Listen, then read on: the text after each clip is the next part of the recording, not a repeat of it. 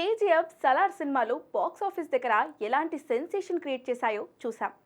Prashanth Neel mass దెబ్బకు కాసుల వర్షం కురిసింది. ముఖ్యంగా నీల్ మామ తన హీరోలకు ఇచ్చే ఎలివేషన్ మాత్రం మామూలుగా ఉండదు. సలార్ సినిమాలో ప్రభాస్ కటౌట్కి ఇచ్చిన ఎలివేషన్కు ఫ్యాన్స్ పండగ చేసుకున్నారు. సినిమా మొత్తంలో ప్రభాస్కు జస్ట్ 2-3 నిమిషాల డైలాగ్స్ కూడా ఉండవు. కేవలం డార్లింగ్ కటౌట్తోని బాక్స్ ఆఫీస్ను షేక్ చేశాడు ప్రశాంత్ నీల్. మరి ఇలాంటి దర్శకుడి నుంచి రాబోయే నెక్స్ట్ సినిమా ఇంకెలా ఉంటుందో ఊహించుకోవచ్చు.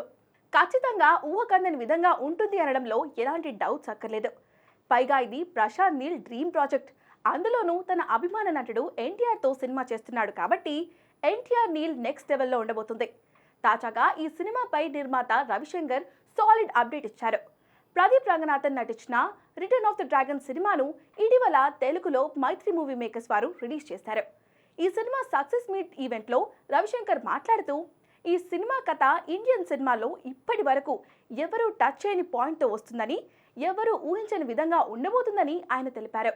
అలాగే ఈ చిత్రాన్ని గ్రాండ్ స్కేల్పై ప్రొడ్యూస్ చేయబోతున్నామని, మీరు ఊహించని దానికంటే ఎక్కువ కలెక్ట్ చేస్తుందని చెప్పుకొచ్చారు.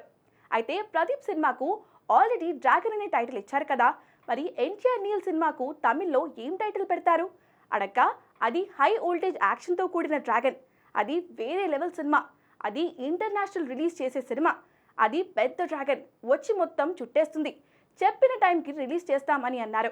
దీంతో ఎన్టీఆర్ నీల్ సినిమాకు డ్రాగన్ అనే టైటిల్ ఫిక్స్ అని ఇండైరెక్ట్గా ఆయన చెప్పినట్టే. మరి డ్రాగన్ ఎలా ఉండబోతుందో చూడాలి.